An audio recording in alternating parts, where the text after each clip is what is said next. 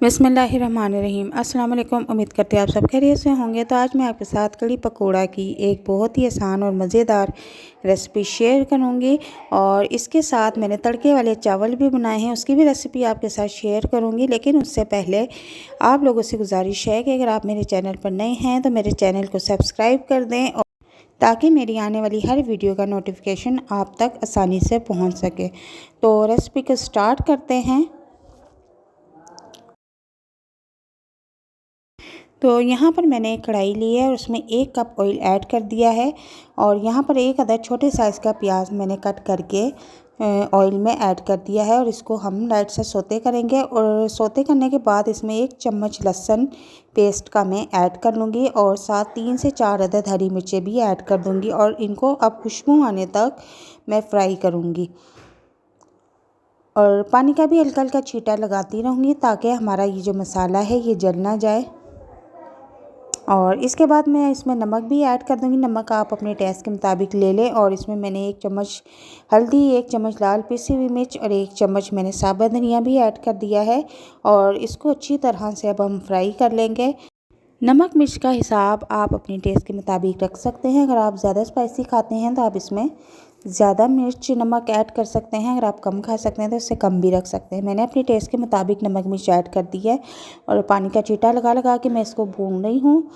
अब दूसरी तरफ मैंने 1.5 पाव बेसन लिया है, उन दोनों को आधा आधा कर लिया है और आधे बेसन से मैं पकोड़े और आधे बेसन से मैं कड़ी रेडी करूँगी। तो यहाँ पर आधा बेसन मैंने ले लिया है और इसमें तकरीबन मैंने 1.5 पाव जो है दही ऐड किया है और इसको बीटर की मदद से अच्छी तरह से मिक्स कर लेंगे ताकि गुठलियाँ ना बन जाए। और अब इसके बाद मैं इसमें 6 गिलास पानी ऐड कर दूंगी और पानी ऐड करने के बाद बीटर की मदद से अच्छी तरह से इसको घोल लूँगी और घोल के एक साइड पे अभी हम इसको रख देंगे। अब हमारा जो मसाला है वो अच्छी तरह से फ्राई हो चुका है और इसके बाद जो मैंने भी मिक्सचर रेडी किया था बेसन का और दही का वो इसमें मैं ऐड कर दूँगी और चम्मच मुसलसल चलाते रहना है ताकि अच्छी तरह से सारी कड़ी जो है वो मिक्स हो जाए। और चूल्हे का फ्लेम मैंने फुल किया हुआ है और तब तक फुल रखूँगी जब तक ये बॉईल होना शुरू हो जाएगी। उसके बाद मैं चूल्हे का फ्लेम जो है बिल्कुल नॉर्मल कर दूँगी। तो वो बर्तन छोटा हो रहा था तो मैंने इस वजह से बर्तन चेंज कर लिया है, बड़े पतीले में कड़ी को ऐड कर लिया है।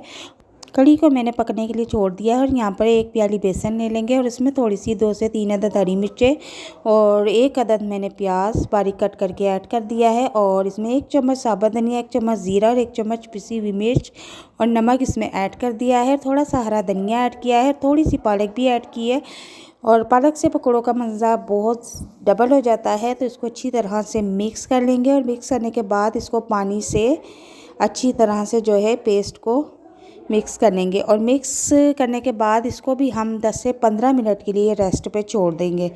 और ये देखें आप अच्छी तरह से मिक्स हो चुका है, इसको अब हम कवर करके रख देंगे। दूसरी तरफ अब मैंने एक पैन लिया है और उसमें काफ़ी सारा ऑयल गरम कर लिया है। ऑयल गरम करने के बाद मैं इसमें पकोड़े ऐड करना शुरू कर दूँगी और एक एक करके हम इसमें सारे पकोड़े ऐड कर देंगे और चूल्हे का फ्लेम हम जो है बिल्कुल नॉर्मल कर देंगे। ज़्यादा हमने फुल फ्लेम पे नहीं पकाने वरना पकोड़े ऊपर से तो पक जाएंगे लेकिन अंदर से बिल्कुल कच्चे रह जाएंगे और बिल्कुल सख्त पकोड़े बनेंगे। तो आपने चूल्हे का फ्लेम बिल्कुल नॉर्मल रखना है। और एक साइड से ये पक चुके हैं, मैं इनकी साइड चेंज कर दूँगी।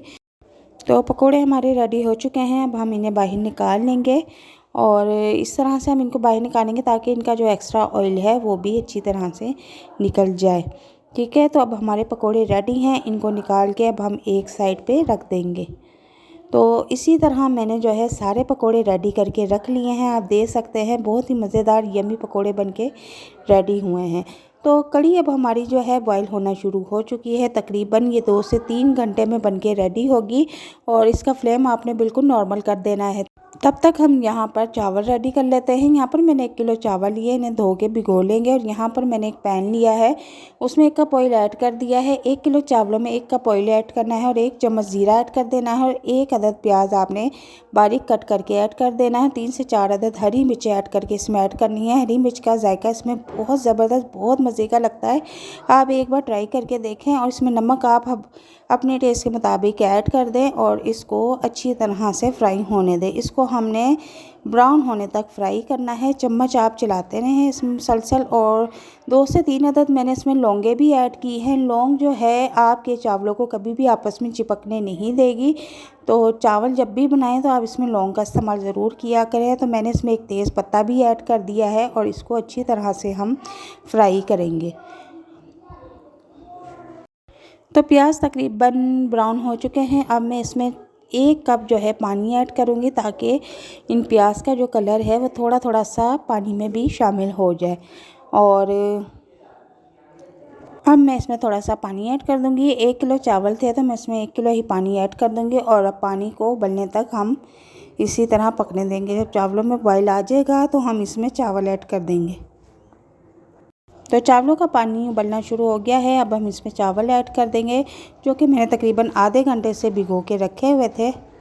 अब हम चावलों का पानी खुश्क होने तक इसको फुल फ्लेम पे पकाएंगे ताकि जो इसका एक्स्ट्रा पानी है वो अच्छी तरह से खुश्क हो जाए। चावलों का पानी खुश्क हो चुका है। अब मैं इसको अच्छी तरह से ऊपर नीचे करके मिक्स करके तो इसको दम पे रख दूँगी। तकरीबन 10 मिनट का मैं इनको दम लगाऊंगी और 10 मिनट के बाद देखते हैं कि हमारे चावल किस तरह के रेडी हुए हैं। तो 10 मिनट गुजर चुके हैं। अब हम देखते हैं हमारे चावल रेडी हुए हैं कि नहीं।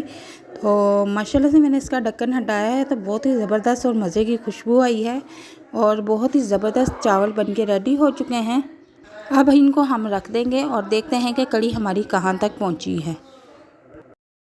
तो जनाब कढ़ी हमारी काफ़ी पक चुकी है और पक के गाढ़ी हो चुकी है।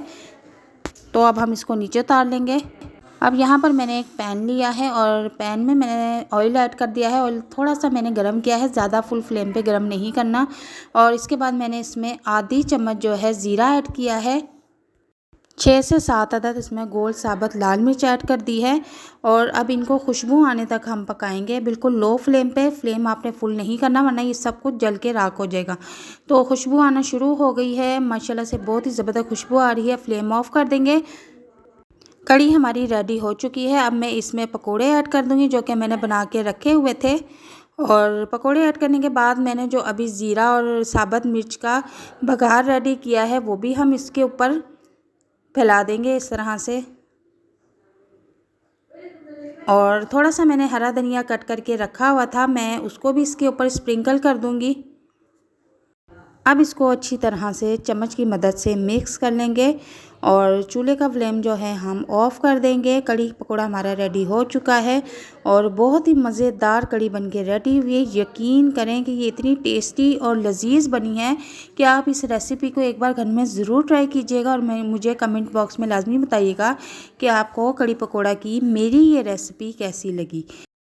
वीडियो अगर पसंद आए तो काइंडली इसे लाइक शेयर ज़रूर कीजिएगा और चैनल को भी सब्सक्राइब कर दीजिएगा और बेल आइकॉन को प्रेस करना ना भूलिएगा। मिलते हैं नेक्स्ट वीडियो में एक नई रेसिपी के साथ। तब तक के लिए इजाज़त चाहती हूँ। अल्लाह हाफिज़।